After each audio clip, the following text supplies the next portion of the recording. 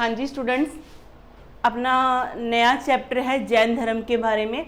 इससे पहले हमने सिंधु घाटी सभ्यता अपना कंप्लीट किया, फिर हमने वैदिक काल कंप्लीट किया और इन सभी के जो नोट्स हैं आपको पीडीएफ नोट्स मिल जाएंगे। आप हमारे व्हाट्सएप ग्रुप के अंदर, टेलीग्राम ग्रुप के अंदर भी मिल जाएंगे आपको।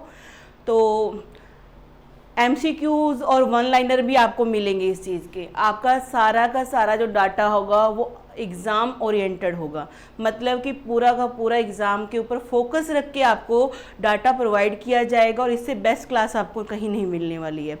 चलिए स्टार्ट करते हैं। जैन धर्म कहते हैं जैन जो शब्द है संस्कृत के शब्द जिन से निकला है। ठीक है जी, देखो आप इससे पहले आपने वैदिक काल पढ़ा था।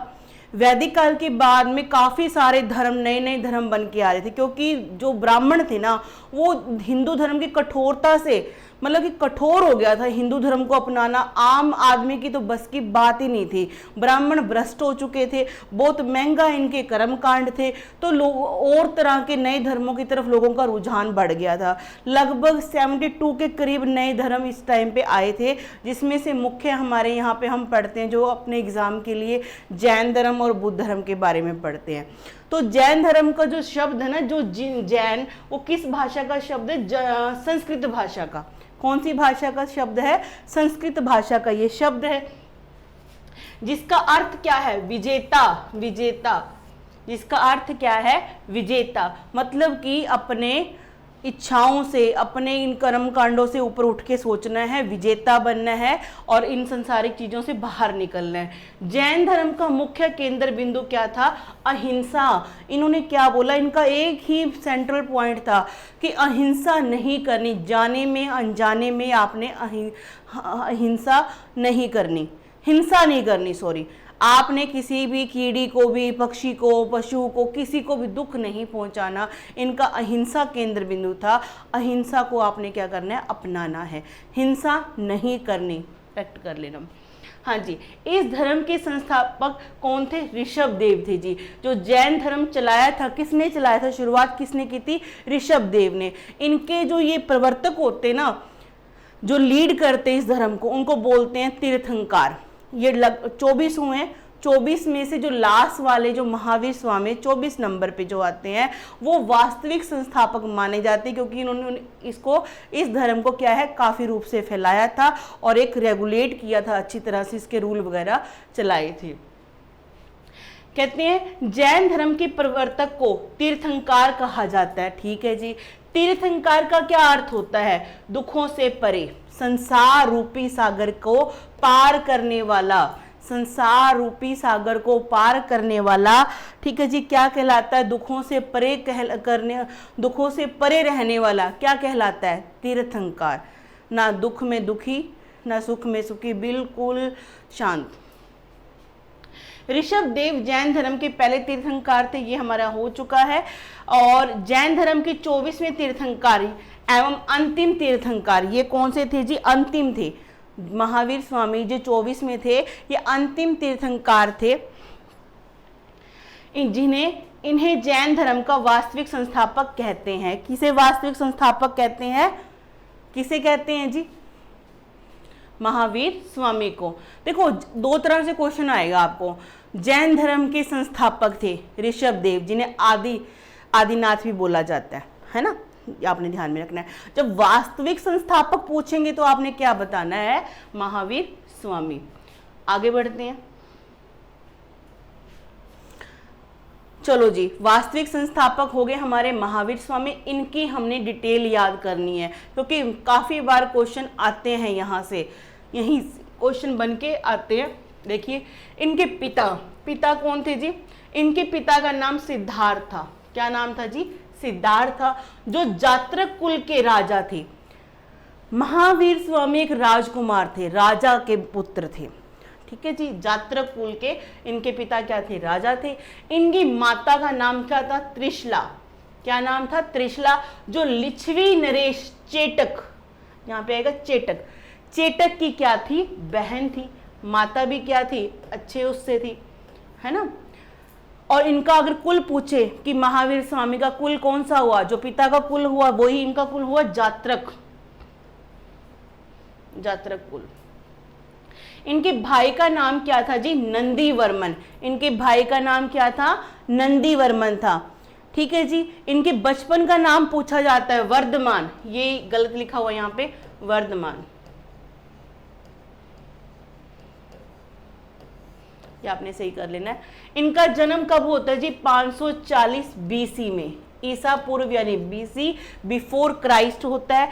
कहां पे होता है? वैशाली के निकट कुंडग्राम में, वैशाली के निकट बिहार के कुंडग्राम में इनका जन्म होता है। इनकी शादी, इनकी पत्नी का नाम मतलब क्या नाम था जी? यशोदा।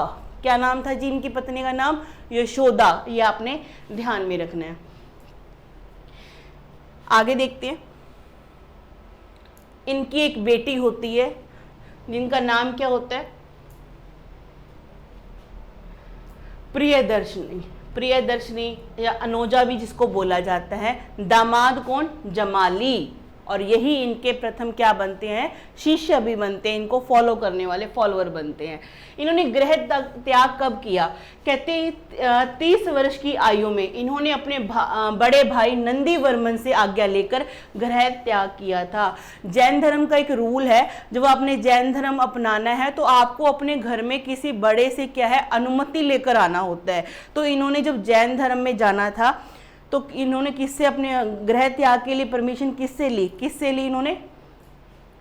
अपने बड़े भाई नंदीवर्मन से। इन्हें ज्ञान कब मिलता है? 12 वर्ष के कठोर तपस्या के बाद। जाम्भिक ग्राम, ग्राम कौन सा जी? जाम्भिक ग्राम।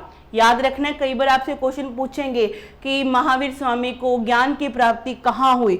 जाम्भिक ग्राम में। पेड़ कौन सा था जिसके नीचे वो बैठे हुए थे? शाल वृक्ष या बरगद का वृक्ष कहते हैं। नदी ऋजुपालिका नदी। ऐसा ही 3 क्वेश्चन महात्मा बुद्ध के भी हैं। जगह कौन सी? ग्राम कौन, मतलब कि जगह कौन सी, वो पेड़ कौन सा, और नदी कौन सी जिसके किनारे उनको ज्ञान की प्राप्ति हुई। हाँ जी, तो इनको कितने वर्ष की आयु में ज्ञान की प्राप्ति हुई? 42 वर्ष की। ये क्वेश्चन सीधा सीधा बन जाता है। 30 वर्ष की आयु में इन्होंने घर त्याग दिया अपना, 12 वर्ष की आयु में ज्ञान की प्राप्ति होगी तो इनको 12 वर्ष के बाद, तो टोटल 42 वर्ष के बाद, 42 वर्ष की आयु में इनको ज्ञान की प्राप्ति होती है। तो ये सीधे सीधे एमसीक्यू 1 लाइनर क्वेश्चन बन के ऐसे आपके आते ही आते हैं, आपने ध्यान में रखना है।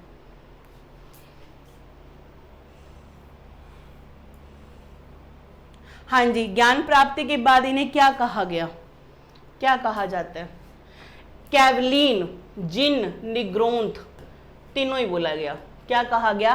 कैवलीन, जिन, निग्रोंथ कहा गया। ज्ञान प्राप्ति को क्या बोलते हैं? केवल्य। क्या बोलते हैं? केवल्य बोलते हैं। ठीक है जी। जिन का क्या अर्थ होता है? जिन का होता है अर्थ विजेता, ये संस्कृत भाषा का शब्द है। जबकि निग्रोंथ, यहाँ पे थ आएगा, निग्रोंथ का अर्थ होता है बंधन से मुक्त। बंधन से मुक्त आपने याद रखना है। ऐसा ही क्वेश्चन महात्मा बुद्ध के टाइम पे भी आएगा कि राहुल का मतलब क्या? उनका जो बेटा था, तो बंधन, राहुल का मतलब बंधन, वो उस क्लास में भी मैं आपको करवाऊंगी। तो यहाँ पर निग्रोंथ का अर्थ क्या है? बंधन से मुक्त। इन्होंने पहला उपदेश कहाँ दिया? इसी तरह के क्वेश्चन आपको महात्मा बुद्ध से भी पूछेंगे कि महात्मा बुद्ध ने ज्ञान प्राप्ति के बाद अपना पहला उपदेश कहाँ दिया, किस भाषा में दिया। इसी तरह से जैन धर्म में भी पूछते हैं कि महावीर स्वामी ने ज्ञान प्राप्ति के बाद अपना पहला उपदेश कब दिया, कहाँ दिया। इन्होंने पहला उपदेश अपना राजगीर में बिलाचल पहाड़ी में पर बराकर नदी के तट पर प्राकृतिक यानी अर्धमागधी, जिसे प्राकृत या अर्धमागधी भाषा में भी कहा जाता है, इसमें इन्होंने अपना क्या है? पहला उपदेश दिया था कि इन्होंने महावीर स्वामी ने। कहाँ पर? राजगीर में, राजगृह भी जिसको बोला जाता है। पहाड़ी कौन सी? बिलाचल पहाड़ी। और नदी कौन सी? बराकर। ये आपने ध्यान में रखना है। आगे देखते हैं।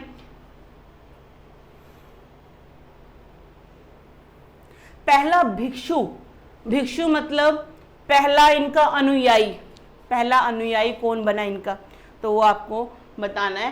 कहते हैं इनका महावीर स्वामी का पहला अनुयायी उनका दामाद जमाली बना। ठीक है जी। और प्रथम जैन भिक्षुणी कौन बनी, जो लेडी यानी इसमें जो शामिल होती है महावीर स्वामी की अनुयायी बनती है, वो लेडी कौन थी, पहली कौन सी थी, कहती प्रथम जैन भिक्षुणी चंपा। याद रखना आपने, चंपा वो लेडी थी जो राजा दधिवाहन की क्या थी, बहन थी। ठीक है जी, राजा दधिवाहन की क्या थी, बहन थी। ये महावीर स्वामी की जैन धर्म में मतलब कि महावीर स्वामी की जो क्या है अनुयायी बनने वाली प्रथम भिक्षुणी थी। आपने ये याद रखना है। अंतिम उपदेश, पहला उपदेश तो आपको याद रहेगा राजगीर में, ठीक है जी। और अंतिम उपदेश कहाँ दिया, पावापुरी में। कहाँ पर, पावापुरी में, आपने याद रखना है। चलिए, उपदेश की भाषा ये मैं आपको पहले ही बता चुकी हूँ, प्राकृत में, प्राकृत या जिसे अर्धमागधी भी क्या बोलते हैं, अर्धमागधी, इसमें दिया। और इनको निर्वाण, निर्वाण मतलब शरीर को त्यागना, मृत्यु, मृत्यु या निर्वाण कब होती है जिनकी, 72 वर्ष की आयु में, यानी कि 72 ईयर की एज में 468 ईसा पूर्व बीसी में। कहां पर जी, पावापुरी में। और इनको मृत्यु या इनका निर्वाण हो गया। पावापुरी में उस समय मल गणराज्य के अधीन था। जो पावापुरी जगह है वो किस गणराज्य के अधीन था, मल के, ठीक है जी। और इसके शासक कौन थे उस समय पे, हस्तपाल बोलते हैं कई लोग, कई बुक्स में इसको सस्तीपाल भी दिया हुआ है, आपको जो सही लगे बता लिख लेना, ठीक है जी। उम्र कितनी थी महावीर स्वामी की, 72। जन्म कब हुआ था जी, 540 में बीसी में। मृत्यु 468 में बीसी में, ठीक है जी। और 72 वर्ष की आयु में इन्होंने अपने प्राण त्यागे थे। और इन्होंने गृह त्याग 30 वर्ष की आयु में। कितने समय के बाद, यानी गृह त्यागने के कितने समय के बाद इनको ज्ञान की प्राप्ति होती है, 12 वर्ष की कठोर तपस्या के बाद। तो आपने ये चीजें ध्यान में रखनी है। आगे देखिए, प्रिय अनुयायी, प्रिय अनुयायी मतलब प्रिय शिष्य, पहला कौन बना, ठीक है जी। लेकिन जो फेवरेट बच्चा था उनका, मतलब फेवरेट स्टूडेंट कौन सा था उनका, हम ये बोलेंगे। भद्रबाहु और स्थूलबाहु इनके दो प्रिय अनुयायी थे, इनके दो प्रिय क्या थे, शिष्य थे। ये आपने ध्यान में रखना है। यही आगे श्वेतांबर और दिगंबर को लीड भी करेंगे। आगे देखते हैं।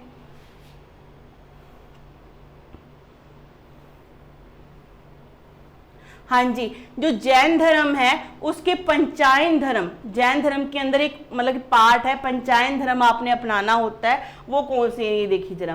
कहते अहिंसा, अहिंसा इनका केंद्र बिंदु भी था। भी जाने अनजाने में आप किसी को भी दुख मत पहुंचाओ, किसी के दुख का कारण मत बनो, किसी की हो सके तो खुशी का कारण बनो, खुशी का कारण नहीं बन सकते तो कम से कम दुख का कारण तो ना ही बनो, ठीक है जी। अहिंसा, जानबूझकर या अनजाने में भी किसी प्रकार की हिंसा नहीं करना। और ये मतलब कि किसने दिया था, पार्श्वनाथ ने, पार्श्व या जिन्हें पारसनाथ भी बोलते हैं, ये 23वें तीर्थंकर थे भी। कितने नंबर के, 23वें तीर्थंकर, तीर्थंकर थे। ये पहले जो 4 होंगे ना, ये चारों के चारे किसने दिए थे, पार्श्वनाथ थे। इन्होंने चतुरायन धर्म, चतुरायन बोलते हैं इसको, और जो 5वां था ना वो महावीर स्वामी ने जोड़ा था इसके अंदर। ये भी ध्यान में रखना है, आपसे कई बार क्वेश्चन पूछ लेंगे। चतुरायन धर्म में शामिल थे ये अहिंसा, सत्य, अस्तेय और अपरिग्रह, ठीक है जी। किसने दिए थे, पार्श्वनाथ ने, 23वें तीर्थंकर ने। और महावीर स्वामी ने कौन सा जोड़ा था जिससे ये 5 बन गए, आगे दिखाती हूँ, ब्रह्मचर्य वाला। सत्य, सदा सत्य बोलना, झूठ मत बोलो भी, पार्श्वनाथ। अस्तेय, किसी व्यक्ति को कोई वस्तु बिना उसकी इच्छा के ग्रहण नहीं करना, न ही ऐसी कोई इच्छा रखना भी, मतलब किसी चुराना, चोरी ना करना, इसका मतलब सीधा सीधा चोरी ना करना, चोरी ना करना। किसी की चीज है आपने बिना पूछे नहीं लेनी, उसकी आज्ञा की बिना ले ली, मतलब कि आपने चोरी कर ली, आप चोर हो गए हो, इनके कहने के मुताबिक। और बिल्कुल सही भी है। अपरिग्रह, अपरिग्रह का मतलब क्या होता है, किसी प्रकार का संग्रह नहीं करना। ये कहते हैं धन इकट्ठा मत करो, धन इकट्ठा करते रहो, आगे क्या बनेगा, दुख सुख में काम आएगा, बैंक बैलेंस जोड़ो जी, ये होना चाहिए, इतनी जमीन होनी चाहिए। ऐसा करने में इंसान अपनी बुद्धि भ्रष्ट कर बैठता है और वो गलत कामों में भी पड़ सकता है, इसलिए संग्रह से दूर रहो। ठीक है, संतुष्ट रहो, जितना है उसमें ही संतुष्ट रहना चाहिए इंसान को। ठीक है जी। अपरिग्रह यानी ये भी क्या दिया है, पार्श्वनाथ ने जी ने दिया है। ब्रह्मचर्य, ब्रह्मचर्य व्रत का सख्ती से पालन करना। ठीक है जी, ब्रह्मचर्य, शादी ना करना, अकेले रहना, और ये किसने दिया था, महावीर स्वामी ने। इन 5 महाव्रत के अलावा और भी 3 है, वो भी देख लेते हैं। ये वाला दिग्व्रत, दिशाओं में भ्रमण की मर्यादा को बांधना, अपनी मर्यादा को बांध के रखो जहां तक आपने कोई भ्रमण करना है। अनर्थ दंड व्रत प्रयोजन, मतलब अनर्थ दंड व्रत, ये एक पॉइंट है, अनर्थ दंड व्रत। इसमें कहा गया है प्रयोजनहीन, प्रयोजनहीन बिना मतलब का पाप उत्पादक वस्तुओं का परित्याग करना। जो चीजें पाप की ओर लेके जा रही हैं, जैसे मदिरापान है, धूम्रपान है, मांस मछली मतलब जो है वो नहीं करना चाहिए। ठीक है, प्रयोजनहीन, कोई मतलब ही नहीं पैदा होता, ऐसे उत्पादक चीजों का क्या करो, परित्याग करो जो पाप की तरफ आपको लेके जाती है। आगे है भोग परिमाण अर्थात भोग्य पदार्थों का परिणाम निर्धारण करना। भी जितनी आपको चीजें चाहिए ना, उसका एक परिमाण निश्चित कर लो कि इतनी ही मुझे यूज करनी, इतना ही मैंने खाना, इतने ही मैंने अपनी चीजों का क्या करना है, रखना है। ज्यादा मतलब लिमिट में, जितनी आपको जरूरत है उतना ही आपको भोग करना है, बाकी आपने वेस्टेज कोई नहीं करनी, ये ध्यान में रखना है। आगे बढ़िए। हाँ जी, जैन धर्म में 7 शील व्रतों का भी उल्लेख है। जैन धर्म में क्या बताया गया, 7 शील बताए गए हैं, वो भी ध्यान एक बार पढ़ लीजिए। दिग्व्रत, अपनी क्रियाओं को विशेष परिस्थितियों में नियंत्रण रखना, मतलब कि कोई विशेष परिस्थितियां ऐसी हैं उसमें क्या करना है, अपने आप को कंट्रोल में रखना है। इमोशनल ज़्यादा नहीं होना, गुस्सा ज़्यादा नहीं करना, क्रोध ज़्यादा नहीं। कोई ऐसी परिस्थितियां आपके सामने आ रही हैं कि किसी की आपके अपने परिजन की डेथ होगी, तो आपने अपनी भावनाओं पे क्या कर रखना है, कंट्रोल रखना है। ठीक है, इमोशनली आपने ज़्यादा वीक नहीं होना है। कहते अपनी क्रियाओं को कंट्रोल में रखो, गुस्सा कंट्रोल में रखना, खुशी में ज़्यादा खुश नहीं होना चाहिए, खुशी को भी क्या रखो अपने कंट्रोल में। ये इनका कहना इस व्रत में शामिल है। देश व्रत, अपने कार्य कुछ विशिष्ट प्रदेशों तक सीमित रखना। बस अपने, इन्होंने बोला कि देश व्रत रखो, भी अपना एरिया डिसाइडेड रखो, इतने इस लेवल तक, यहाँ तक मैं काम करूंगा, बस इतना ही मेरा एरिया होगा। अनर्थ दंड व्रत, बिना कारण अपराध न करना। अपराध तो करना ही नहीं चाहिए, चाहे कारण है चाहे नहीं कारण है, करना ही नहीं चाहिए। सामयिक, चिंतन के समय कुछ समय निश्चित करना, मतलब कि आपने चिंतन करने के लिए भी समय क्या करना, आपने डिसाइड करना है। ये 7 शीलों में शामिल है। आगे देखते हैं प्रशोदोपवास। प्रशोदोपवास क्या होता है, मानसिक एवं कायिक शुद्धि के लिए उपवास करना। मानसिक शुद्धि और कायिक यानी शरीर के लिए आपको क्या करना चाहिए, उपवास करना चाहिए, ये बताया गया यहाँ पर। उपभोग, प्रतिभोग परिणाम, जीवन में प्रतिदिन काम आने वाली वस्तुओं व पदार्थों को नियंत्रित करना। ठीक है जी, एक निश्चित परिणाम में यानी कि तोल माप के आपको डिसाइड करना कि इतनी चीज मुझे चाहिए, इससे मैं ज्यादा संग्रह नहीं करूंगा, मैं यूज नहीं करूंगा। अपनी चीजों को क्या करो, डिसाइड करो। अतिथि संविभाग, अतिथि संविभाग का मतलब है अतिथि को भोजन कराने के उपरांत भोजन करना। इन्होंने क्या बोला कि आपके जो अतिथि हैं पहले उनको भोजन कराना, उसके बाद में खुद भोजन करना। आगे बढ़ते हैं।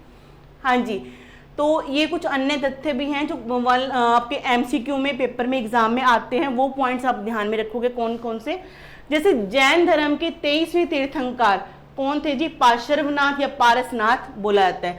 इनका जन्म 23वें का जन्म कहाँ हुआ, वाराणसी के राजा अश्वसेन के यहाँ पे हुआ था। ये कौन से वंश से थे, इवाक्यू वंश से संबंधित थे। इन्हें झारखंड के, जो आज का अपना झारखंड है, वहां के समेत शिखर पर ज्ञान की प्राप्ति हुई, जिस कारण समेत शिखर का नाम पारसनाथ की चोटी हो गया। ठीक है जी। 23वें तीर्थंकर कौन से? पार्श्वनाथ। जन्म कहाँ पे हुआ? वाराणसी में हुआ। उनके पिता कौन थे? राजा अश्वसेन के यहाँ हुआ, जो कौन से वंश से? इवाकू वंश के थे जी।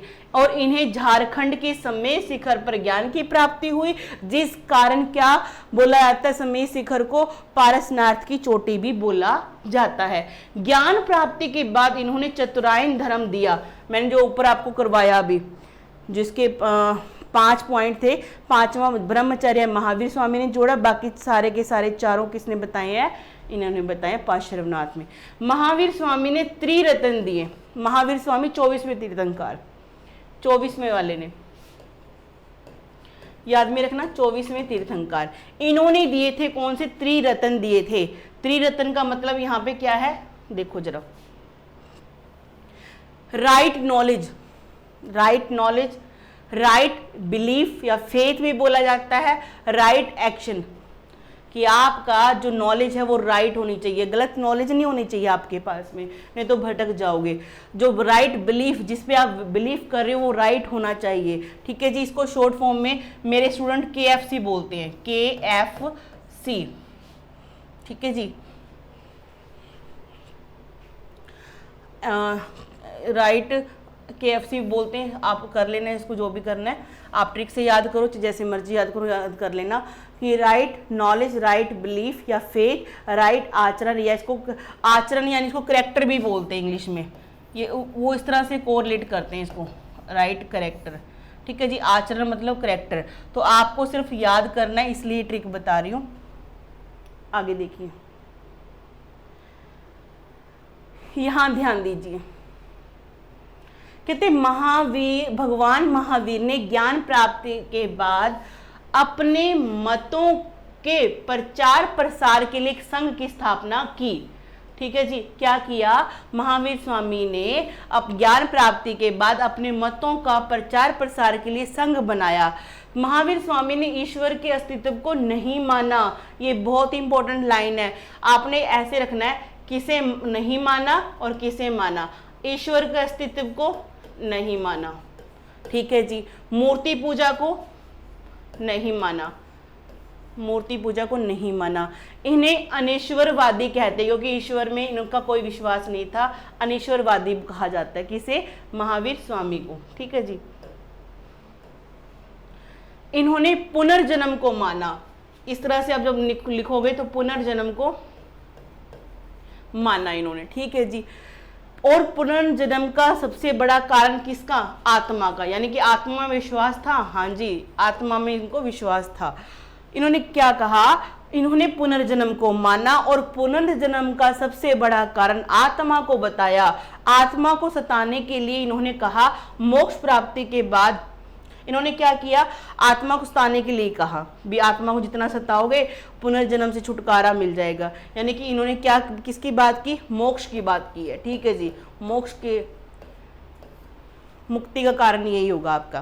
कहते भद्रबाहु और स्थूल बाहु दोनों में विवाद हो गया था। हाँ जी, एक बार क्या हुआ था मगध में, हाँ 12 साल के लगभग क्या हुआ था, एक अकाल पड़ा था। अकाल पड़ने के कारण जो भद्रबाहु थे वो दक्षिण की ओर चले जाते हैं, दक्षिण की ओर, उनके साथ में चंद्रगुप्त मौर्य भी चले जाते हैं, लेकिन स्थूल बाहु क्या है, वहीं बने रहते हैं। उनका मानना था कि महावीर स्वामी जी की शिक्षाएं हैं कि हमें कैसी भी परिस्थिति हो, मतलब ही हमें अपना जगह नहीं छोड़ के जानी चाहिए, वहीं रहना चाहिए। वो रुक जाते हैं वहाँ पे और भद्रबाहु दक्षिण की ओर चले जाते हैं। तो जब ये वापस लौट के आते हैं 12 साल के जब अकाल खत्म होने के बाद, तो इनके और इनके भद्रबाहु के और स्थूल बाहु के क्या है, विचार मैच नहीं करते हैं इस बात को लेकर। और दोनों ही महावीर स्वामी के क्या थे, प्रिय अनुयायी थे।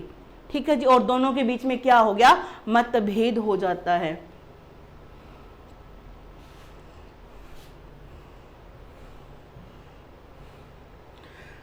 हाँ जी, यहां देखिए, जबकि स्थूल बाहु के नेतृत्व वाले हाँ जी, इनके अंदर मतभेद होने के कारण क्या है, जो जैन जो धर्म था वो 2 हिस्सों में बढ़ जाता है। जो एक धर्म, एक जो लीड करता है एक संघ को, एक धर्म को, उसको क्या बोलते हैं, श्वेतांबर, ये आगे भी आएगा। श्वेतांबर वाले जो सफेद वस्त्र धारण करते हैं उनको लीड किसने किया, स्थूलबाहु ने। किसने, स्थूलबाहु ने, जिसे श्वेतांबर कहा गया। मौर्य काल में मगध पर 12 वर्षीय भीषण अकाल पड़ा, जिस कारण भद्रबाहु अपने अनुयायियों के साथ दक्षिण भारत यानी कर्नाटका चले गए। इन्हीं के साथ चंद्रगुप्त मौर्य आ गए थे, ठीक है जी, जिन्हें कर्नाटका के श्रवण बेलगोला में संलेखना संथारा विधि से यानी कि उपवास विधि से क्या कर दिया, अपना शरीर को त्याग दिया था। इन्होंने खाना पीना छोड़ दिया। भीषण अकाल, एक मिनट रुको, हाँ जी, भीषण अकाल में भी स्थूलबाहु तथा उनके अनुयायी मगध में ही रहे। नीचे कौन चले गए जी, कर्नाटका में श्रवण बेलगोला में भद्रबाहु अपने अनुयायियों को लेकर कहाँ चले गए, दक्षिण में। किस कारण, मगध पे अकाल पड़ने के कारण। और उनके साथ कौन से शासक गए थे, चंद्रगुप्त मौर्य चले गए थे, ठीक है जी। आगे देखिए, जब अकाल खत्म हुआ तो भद्रबाहु मगध लौट आया, किंतु इन दोनों में विवाद हो गया। महावीर ने अपने उपदेश में एक अनेकांतवाद की चर्चा की है, ठीक है जी, सीधा सीधा वन लाइनर क्वेश्चन है ये। महावीर स्वामी के बाद प्रथम उपदेश देने वाला आर्य सुधर्मा को घोषित किया गया था। मतलब महावीर स्वामी के बाद जो उपदेश देगा वो कौन होगा, आर्य सुधर्मा। इसको अंडरलाइन कर लेना और याद भी कर लेना कि महावीर स्वामी के बाद जो प्रथम उपदेश देने वाला व्यक्ति कौन था, आर्य सुधर्मा। स्यायदवाद, अनेकांतवाद, अनुव्रत सिद्धांत किस धर्म से संबंधित है भाई, जैन धर्म के से संबंधित है। ये सिद्धांत किसकी हैं जी, जैन धर्म के। सायवाद, अनेकांतवाद, अनुव्रत, ये तीनों के तीनों इससे संबंधित हैं। आगे बढ़ते हैं। जैन धर्म के अनुसार सृष्टि की रचना एवं पालन पोषण सार्वभौमिक विधान से हुआ है, ठीक है जी, ईश्वर ने नहीं किया, ईश्वर का कोई रोल नहीं है, ईश्वर को तो मानते ही नहीं थे ये। सम्मेद शिखर पार्श्वनाथ से संबंधित होने के कारण जैन सिद्ध क्षेत्र माना जाता है, ठीक है जी, मैं पहले भी आपको करवा चुकी हूँ। पार्श्वनाथ का जन्म कहाँ होता, वाराणसी में, ठीक है जी, आपने ये याद रखना है। इनके पिता राजा थे और इवाकू वंश से क्या है, संबंधित थे। आगे देखते हैं। हाँ जी, जैन धर्म की जो संगतियां हुई थी, संगतियों के बारे में भी क्वेश्चन आते हैं कि मतलब संगति मतलब मीटिंग करना, सत्संग करना।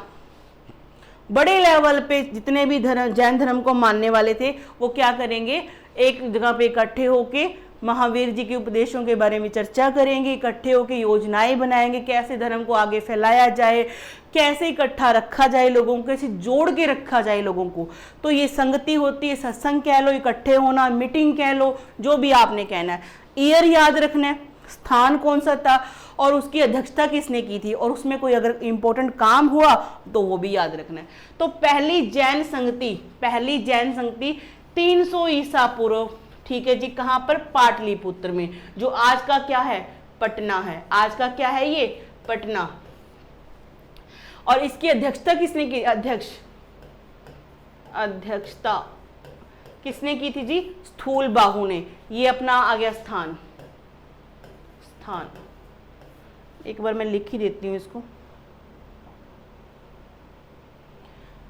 हाँ जी, ये प्रथम जैन संगति, वर्ष ये वाला, और ये स्थान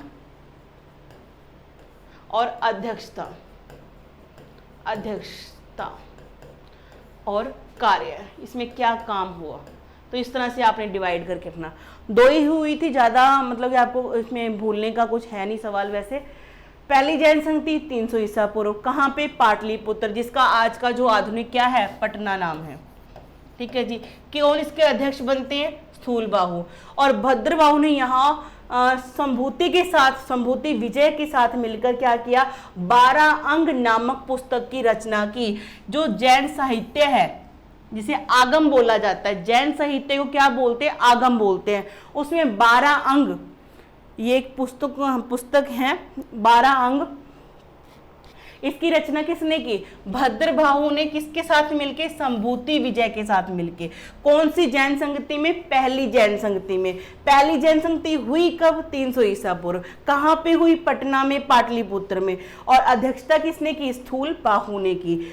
दूसरी जैन संगति देखते हैं कि दूसरी जैन संगति कब हुई थी। यहां देखो जरा, छठी शताब्दी यानी कि अब एडी शुरू हो चुका है। थोड़ा नीचे करके देखते हैं। एडी ये हुआ था बीसी में और ये एडी में, एनो डोमिनी। ठीक है, तो याद रखना है। आप ये बताओ 600 के बाद अब ये छठी शताब्दी यानी कि 512 ईस्वी में होने जा रहा है। ईसा पूर्व नहीं है, ईस्वी है। ठीक है जी, तो कितना टाइम गैप यहाँ पे आपको देखने को मिलता है, कितने सालों के बाद यहाँ पे होती है। तो दूसरी जैन संगति कितने सालों के बाद होती है? 600 सालों के बाद, 900 सालों की, सॉरी 900 के बाद। 300 से जब वापस आओगे आप फर्स्ट एडी की तरफ तो कितने साल हो गए? 300। और 1 एडी से लेकर 6वीं शताब्दी लगभग, ठीक है जी, तो कितने हो गए? 6 हो गए, 600। तो आपके टोटल मिला के कितने हो गए? 900 साल। 900 साल के बाद ये मीटिंग होती है।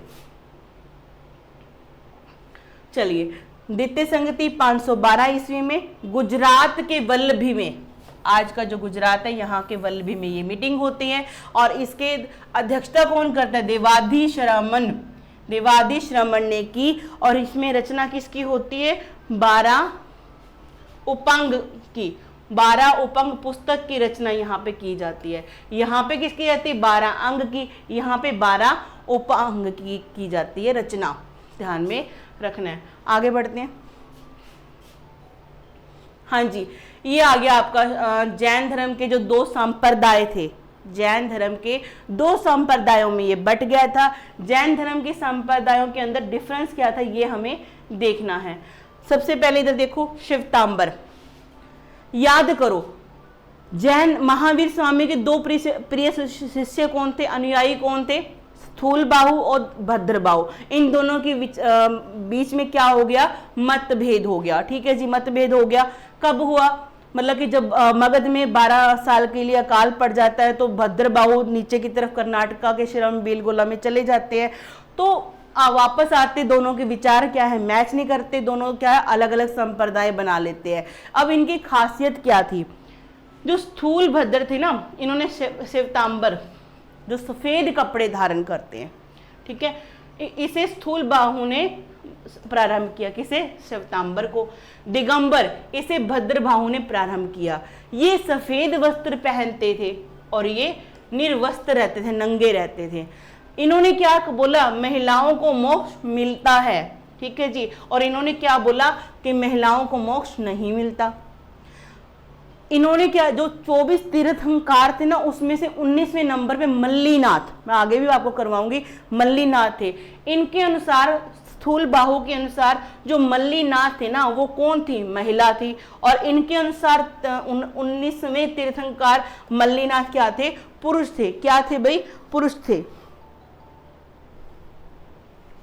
ये आपने ध्यान में रखना है। तो ये तो इनके बीच में डिफरेंस। अब याद देखो, यहाँ पे शिवतांबर स से, स्थूलबाहु स से, सफेद वस्त्र स से, और महिलाओं को मोक्ष मिलता है। ये सोच कैसी है? साइंटिफिक है, कोई इसमें भेदभाव नहीं है। तो स से ही हो गया, साइंटिफिक सोच है इनकी। तो आपने ये याद में ध्यान में रखनी है बात अपने। आगे बढ़ते हैं। जैन साहित्य बहुत इंपॉर्टेंट है भाई। जैन साहित्य बहुत क्वेश्चन आते हैं इससे।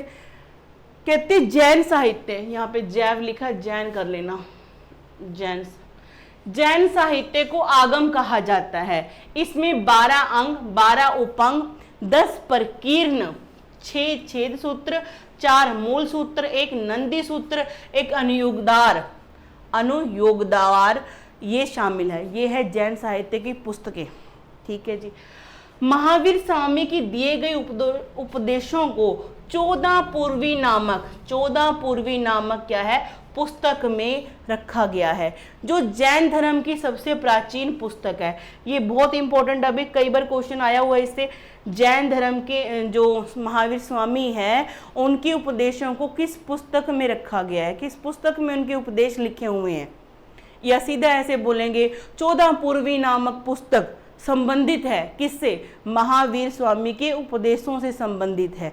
तो आपने ये ध्यान में रखना है। भद्रबाहु ने कल्प सूत्र को संस्कृत भाषा में लिखा। मैंने आपको बताया था ना कि महावीर स्वामी ने अपने जो उपदेश दिए हैं वो कौन सी भाषा में, प्राकृत भाषा और या फिर इसको अर्धमागधी भी कहते हैं, उसमें दिए। जो कल्प सूत्र है एक पुस्तक है जिसकी रचना किसने की, भद्रबाहु ने की, और कौन सी भाषा में की, संस्कृत भाषा में इसको लिखा है। जैन तीर्थंकरों की जीवनी भद्रबाहु द्वारा रचित कल्प सूत्र में। आपसे क्वेश्चन पूछेंगे जो तीर्थंकार है जैन धर्म उनकी जीवनियों के बारे में कौन सी पुस्तक भी लिखा हुआ है, कौन सी पुस्तक में लिखा है भाई, आपकी कल्प सूत्र में। और महावीर स्वामी के उपदेश किसमें, 14 पूर्वी नामक पुस्तक में है, जो सबसे पुरानी क्या है इनकी पुस्तक है। ये डाटा आपने याद रखना है, क्वेश्चन आते हैं यहाँ से भर भर के। आगे देखते हैं, कहते परमे करमल मार्तंड की रचना प्रभाचंद्र ने की। ठीक है जी, याद करना इसको। प्रशिष्टि पर्व की रचना हेमचंद्र सूरी ने की, याद करना इसको, याद करना पड़ेगा। हेमचंद्र सूरी ने किसकी रचना की, प्रविष्टि पर्व की। और परमे करम मार्तंड की रचना प्रभाचंद्र ने की। भगवती सूत्र महावीर के जीवन पर प्रकाश डालता है, इसमें 16 महाजन पद की जानकारी मिलती है। इसी तरह से बौद्ध धर्म की अंगुत्तर निकाय, जब निकाय वर्ड होगा तो समझ जाना उधर बौद्ध धर्म का, ठीक है जी। और सूत्र आपको लगभग देखने को यहाँ मिलेंगे। कहते भगवती सूत्र महावीर के जीवन पर प्रकाश डालता है, इसमें 16 महाजन पद का क्या है, उल्लेख मिलता है। जैन भिक्षुओं के आचार व नियमों, मतलब महावीर स्वामी ने जो जैन धर्म का जो संघ बनाए थे जिसमें वो भिक्षु और भिक्षुणी रहते आते उस संघ के अंदर, जैन धर्म के संघ में शामिल होने वाले भिक्षु और भिक्षुणों के लिए जो नियम है, रूल्स हैं, भी आपने क्या पहनना है, क्या खाना है, कैसे मांगने जाना है, मतलब जो भी कैसे आपने तपस्या करनी है, जो भी आपके नियम होंगे वो कहाँ लिखे हैं, आचार व नियमों का उल्लेख आचरांग सूत्र में है। आगे ना फिर से सूत्र, आचरांग सूत्र में उल्लेखित है। आचरांग सूत्र जैन ग्रंथ में महावीर को कठोर तपस्या और काया क्लेश का रोचक वर्णन मिलता है। मतलब कि महावीर स्वामी ने कैसे इतनी तपस्या की, कैसे कठोर तपस्या, कैसे उनके जीवन का इतना बड़ा बदलाव देखने को मिला, तो ये कहाँ पे लिखा हुआ है, कहाँ पर, आचरांग सूत्र में। ठीक है जी, याद रखना आपने। आगे देखते हैं, हाँ जी, नियुक्ति नामक जैन ग्रंथ के लेखक कौन है, भद्रबाहु है। भद्रबाहु ने पहले क्या लिखा, 12 अंग की रचना, फिर कल्प सूत्र, फिर नियुक्ति नामक जैन ग्रंथ भी लिखा है। भद्रबाहु के कितने हो गए, 12 अंग की रचना की, है ना, सुमति के साथ में मिलकर पहली संगति में, पहली जैन संगति में। और फिर हमें कल्प सूत्र देखने को मिलता है, फिर यहाँ पर नियुक्ति है। आपने 3 ही बातें इनकी याद रखना है। जैन धर्म के ग्रंथों को अंतिम रूप द्वितीय जैन संगतियों में संकलित कर लिपिबद्ध किया गया। भी जैन ग्रंथों का जो अंतिम कार्य पूर्ण कब हुआ था, सेकंड वाली में, सेकंड जैन संगति में हुआ था 512 ईस्वी में, वल्लभी में, गुजरात के। देवादी शर्मन क्या थे, उसके अध्यक्ष बनते हैं, याद रखना। आगे, अमोघ वर्ष जो राष्ट्रकूट शासक थे, इन्होंने एक रत्नामालिका की रचना की। इनकी एक रचना है रत्नामालिका, ये भी जैन धर्म से संबंधित है। जैन धर्म के प्रचार के लिए पावापुरी में एक जैन संघ की स्थापना की जाती है। कहाँ पर, पावापुरी में, जहाँ पे महावीर स्वामी ने क्या हासिल किया था, निर्वाण, यानी कि शरीर को त्याग गया था इन्होंने। चलो जी आगे बढ़ते हैं। जैनों ने अपभ्रंश भाषा में पहली बार कई महत्वपूर्ण ग्रंथ ली, इसका पहला व्याकरण तैयार किया। ठीक है जी। बौद्धों की तरह जैन लोग भी आरंभ में मूर्ति पूजक नहीं थे। अरे भाई, मूर्ति पूजा के लिए तो मना ही की थी, और इनके अनुयायी ही जो इनको मानते थे बाद में मूर्ति पूजा करने लगे। और किसकी मूर्ति, जिन्होंने मना किया उनकी ही मूर्तियां बनाकर याद करने लगे। क्या बात है। उन्होंने बोला कि मूर्ति पूजा नहीं करनी, कहते नहीं करेंगे जी, और उनके जाने के बाद उनकी ही मूर्ति बनाकर उनको ही पूज रहे हैं। क्या बात है। आगे देखिए, बाद में महावीर और अन्य तीर्थंकरों की मूर्तियां या प्रतिमा की पूजा करने लगे। ये गलत है भाई। जैन मतलब कि ऐसा नहीं करना चाहिए था, उन्होंने खुद मना किया था। सेंटेंस गलत नहीं है, उन्होंने जो बोला वो गलत, ऐसे करना नहीं चाहिए था, मूर्तियां की पूजा नहीं करनी चाहिए थी। जैन भिक्षु के निवास को, जहाँ पे जैन भिक्षु निवास करते उसको बसीदे कहते हैं।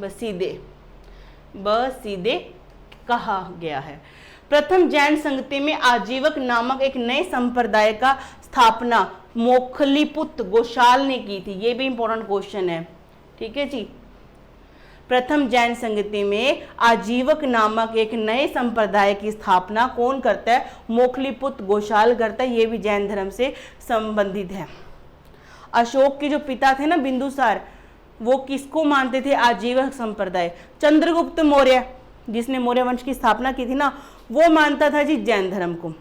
उसका बेटा बिंदुसार आजीवक संप्रदाय को, और उसका बेटा बिंदुसार का बेटा अशोक बौद्ध धर्म को। मतलब 3 शासक महान इसके, मतलब तीनों में अलग अलग धर्म अपनाया। ये भी आपने याद रखना, पूछा जाता है। आजीवकों की प्रतिपादित किया गया, आजीवकों ने प्रतिपादित किया, इन्होंने क्या सेंटेंस दिया, क्या विचारधारा दी, क्या सोच रखी, क्या कहा?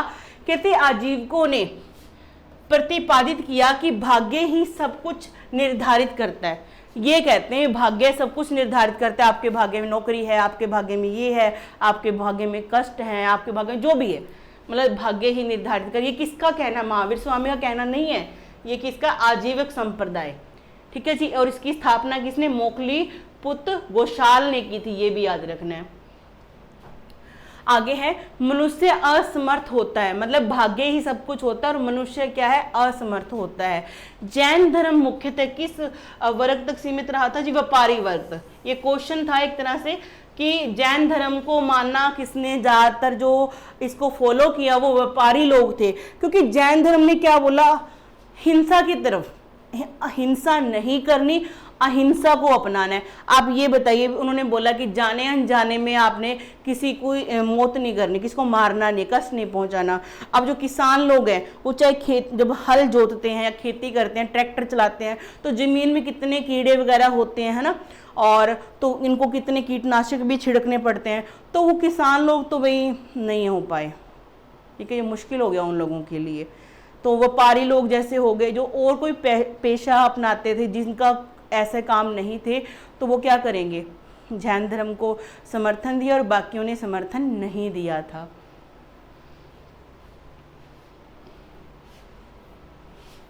आगे बढ़ते हैं।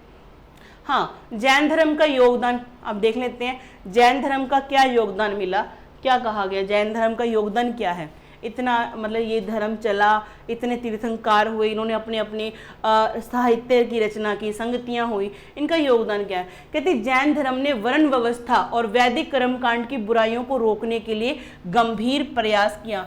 मैंने बताया ना, उत्तर वैदिक काल के बाद ना ये जो ब्राह्मण लोग थे भ्रष्ट हो गए थे। मतलब कि कहने का इनका कहना था कि ये कर्म कांड करो तो ये होगा, मोक्ष नहीं मिलेगा जी आपका, अच्छा नहीं होगा। आज भी जैसे बहुत सारे जो पंडित लोग हैं लुटेरे के रूप में लूट रहे होते हैं ना, मंदिरों में बैठे हैं हट्टे कट्टे बने और बिल्कुल सेब बने बैठे हैं लाल, है ना, और क्या है, हर तरह से लूट रहे हैं लोगों को। अब मैं इस बात को किसी और तरह से आपको किसी और वीडियो में समझाऊंगी कि मेरा कहने का मतलब क्या है, लेकिन किसी को भी कर्म कांड के नाम पे लूटना नहीं चाहिए, ये एक धोखा है, नहीं करना चाहिए, ठीक है जी। तो ब्राह्मण बहुत लूट रहे थे, तो इन्होंने कुछ ऐसा सोचा जो जन सामान्य के लिए भी हो, ऐसा धर्म हो जिनकी भाषा आसान हो, जन सामान्य उसको समझ सके। अब जो पंडित लोग हैं, जो पुरोहित लोग हैं, ब्राह्मण लोग हैं, उन्होंने क्या बोला, धर्मशास्त्र का तो काम हमारा ही है, नरक में जाओगे। और उनकी जो भाषा है वो सबको समझ में तो नहीं आती थी, संस्कृत भाषा सबके बस की तो नहीं थी, है ना, तो इसलिए ये मुश्किल हो गया था आम लोगों के लिए। तो भी कौन सा रास्ता अपनाया जाए मुक्ति प्राप्ति के लिए, एक धर्म की तरफ चलने के लिए अपना।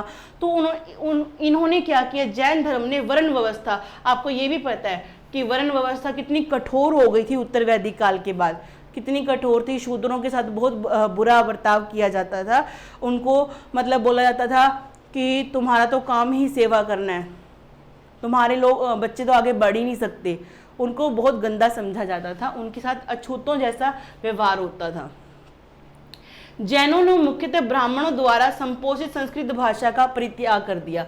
उन्होंने क्या किया, जो ब्राह्मणों की संस्कृत भाषा ना उसका परित्याग कर दिया, भी हम नहीं यूज करेंगे, और अपने धर्मोपदेश, अपने धर्म के उपदेश के लिए आम लोगों की भाषा अपनाई, प्राकृत भाषा को अपनाया। ठीक है जी, जो भी जन सामान्य जिसमें समझ सके वैसी भाषा का हम यूज करेंगे, हम संस्कृत भाषा का यूज नहीं करेंगे। अब जो पंडित लोग कितना मंत्र उच्चारण करके चले जाते हैं, हमें पता नहीं लगता वो क्या कह के चले गए, है ना। तो मतलब जन सामान्य, आम लोगों की भाषा जो समझ आने वाली हो उसका प्रयोग इन्होंने किया। आगे बढ़ते हैं। आगे है जी, जैनों ने मध्यकाल के आरंभ में जैन धर्म में युद्ध और कृषि दोनों वर्जित हैं। इन्होंने क्या बोला, युद्ध नहीं करना चाहिए। अब राजा लोग क्या करें, राजा लोगों का तो काम ही था युद्ध करके अपने साम्राज्य का विस्तार करना, लेकिन हम युद्ध करें ना करें तो एक राजा कैसे कहलाएगा।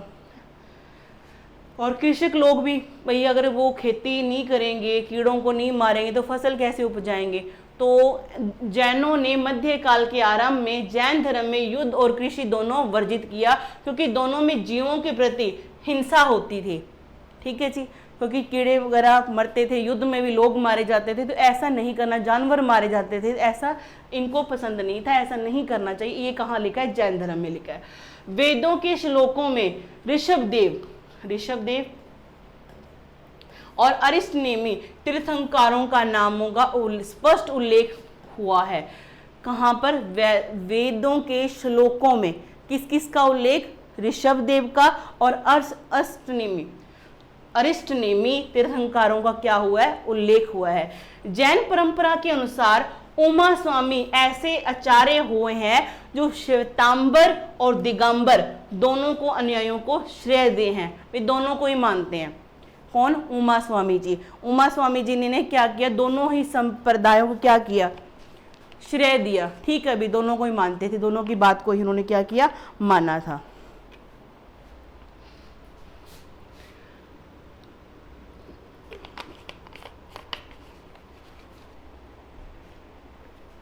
आगे बढ़ते हैं। समाधि लेकर अपना शरीर त्यागना जैन दर्शन से संबंधित है। आपसे पूछेंगे समाधि मरण किससे संबंधित है, जैन धर्म से ये संबंधित है। जैन धर्म में पुनर्जन्म व कर्मवाद में विश्वास करता है। हाँ जी करता है, मैंने बताया था आपको। आत्मा में विश्वास रखता है, मोक्ष में विश्वास रखता है, ईश्वर में विश्वास नहीं करता, मूर्ति पूजा में विश्वास नहीं करते, ये आपने ध्यान में रखना है। उनके अनुसार कर्म फल ही जन्म और मृत्यु का कारण है। कहते हैं ना, हमारे जो कर्म है वही हमारा क्या है, जन्म और मृत्यु का कारण है, कर्मों का फल भोगना पड़ता है। आप देख लेना इस चीज को, आप कैसे लेते हो। जैन धर्म में संसार की वास्तविकता को स्वीकार करता है, परंतु सृष्टिकर्ता के रूप में ईश्वर को नहीं मानता जी, है ना। अनीश्वरवादी हैं ये, ईश्वर को नहीं मानते, अनीश्वरवादी हैं। जैन धर्म मानने वाला प्रमुख राजा कौन थे, अजात शत्रु, उदयन, चंद्रगुप्त मौर्य, खारवेल, राष्ट्रकूट शासक, अमोघवर्ष और चंदेल शासक। ये कौन है जी, ये हैं जो जैन धर्म को इन्होंने अपनाया था, अपना संरक्षण प्रदान किया था कि बढ़िया कर रहे हो जी, बढ़िया है। इनकी सपोर्ट थी इनको, जैन धर्म को मानने वालों में। आगे बढ़ते हैं। हाँ जी, जैन मंदिर हाथी सिंह कहां पर है, गुजरात राज्य में स्थित है। जैनी जो जल मंदिर है, जल मंदिर ये लिख लेना ऐसे, प्रसिद्ध जैनी जल मंदिर बिहार राज्य में है, याद कर लेना। हाथी मंदिर कहाँ पे है, गुजरात में। ठीक है जी, जैन मंदिर कहाँ पे है, जल मंदिर, जैनों का जल मंदिर कहाँ पर है, बिहार के पावापुरी में है। मौर्य उत्तर युग में मथुरा जैन धर्म का प्रसिद्ध केंद्र था। आपने इसको अंडरलाइन करके रखना है, जब मौर्यों के उत्तर के टाइम चल रहा था, मतलब उत्तराव का टाइम चल रहा था, तो मथुरा जो जगह थी जैन धर्म का प्रसिद्ध केंद्र बनती है। मथुरा कला का संबंध जैन धर्म, बौद्ध धर्म, हिंदू धर्म तीनों से था। जैन धर्म में सर्वाधिक व्यापारी वर्ग के बीच फैला, ये लाइन तो हो चुकी है हमारी, व्यापारी लोगों ने इसको अपनाया था। महावीर के अनुयायियों को निग्रोंथ के रूप में माना जाता है। महावीर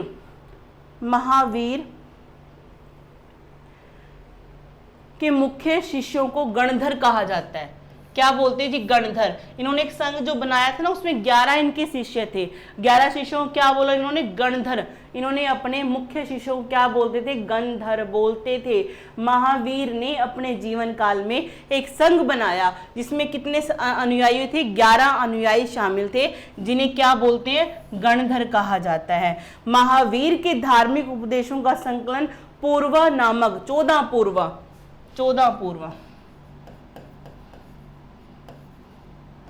पूर्वा नामक पुस्तक में है, ये भी हम कर चुके हैं। पार्श्वनाथ ने जिन कल्प धर्म का प्रतिपादन किया, याद रखना 23वें तीर्थंकर थे। सम्मेद सखर यानी झारखंड में इनको क्या मिला था? ज्ञान की प्राप्ति हुई थी। इनका जन्म कहाँ पे हुआ था?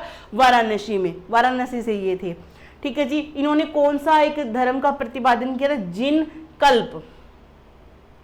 आगे बढ़ते हैं। हाँ जी, दक्षिण भारत में जैन धर्म का प्रचार राजपूतों के समय सर्वाधिक हुआ था। मैंने बताया था ना, अमोघ वर्ष राजपूतों के जो शासक थे, मतलब उनके राजपूतों के समय पे दक्षिण भारत में भी ये फैला था, आपको याद रखना है। स्थानकवासी संप्रदाय है, ये भी किससे संबंधित है?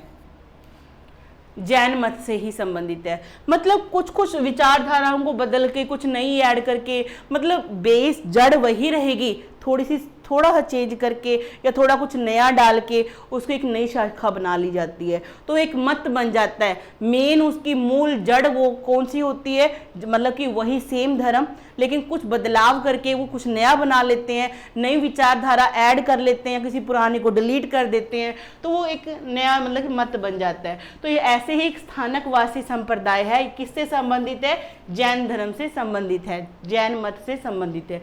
जैन धर्म विश्व विनाशकारी प्रलय की अवधारणा में विश्वास नहीं करता। मतलब कहा जाता ना कि विश्व का क्या होगा, मतलब खत्म हो जाएगा, फिर एक नए युग की शुरुआत होगी, फिर एक नया युग आएगा, ऐसा ये लोग नहीं मानते। भी ऐसा कुछ नहीं होता, ये फालतू है इनका कहना। ये कि कहते हैं हम नहीं मानते। आगे प्रमुख जैन मंदिर देख लेते हैं। कहते मौर्य काल में मथुरा जैन धर्म का प्रमुख केंद्र था, ये मैंने आपको बताया अभी। कर्नाटक में चामुंड शासकों ने गोमेतेश्वर का जैन मंदिर बनवाया, जिसे बाहुबली का मंदिर कहते हैं, कर्नाटक में। ठीक है जी। मध्य प्रदेश में चंदेल शासकों ने खजुराहो में जैन मंदिर बनवाया। याद रखना, मध्य प्रदेश वाला जो खजुराहो जैन मंदिर है किसने बनाया? चंदेल शासकों ने। कर्नाटका में गोमेतेश्वर का जैन मंदिर किसने बनाया? चामुंड शासकों ने, जिसको क्या बोलते हैं? बाहुबली भी बोला जाता है। और इनके धर्म का मुख्य केंद्र कौन सा था जी? कौन सा था? मथुरा।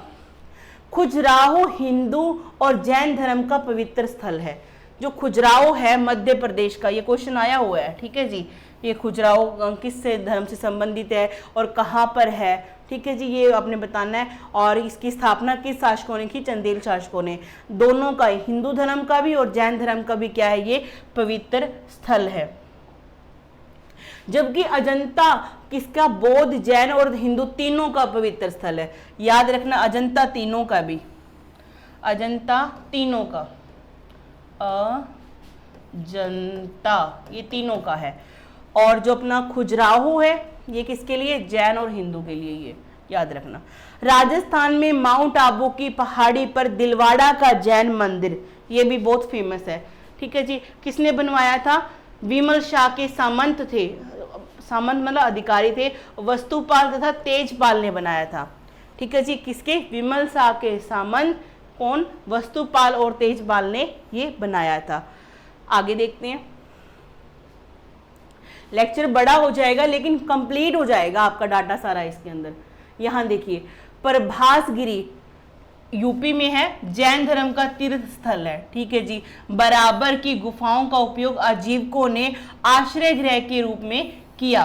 ठीक है जी, आपने ये याद रखना है, जो बराबर की गुफाएं हैं जहां पे अशोक के गुहा लेख मिले हैं, है ना, वो कहाँ पे उसका उपयोग किसने किया? आजीवकों ने किया। और ये क्या थे? उनके आश्रय गृह थे, उसके अंदर रुकते थे वो। उत्तर प्रदेश में बौद्ध एवं जैनियों दोनों की प्रसिद्ध तीर्थ स्थली कौशाम्बी है, ये भी याद रखना। उत्तर प्रदेश की कौशाम्बी जैन धर्म और बौद्ध धर्म दोनों के लिए क्या है? तीर्थ स्थली है, तीर्थ का काम करती है। आगे बढ़ते हैं। हाँ जी, जैन धर्म इतना मतलब कि विख्यात नहीं हो उसका, इसका विनाश का कारण क्या था, ये आपने देखना है।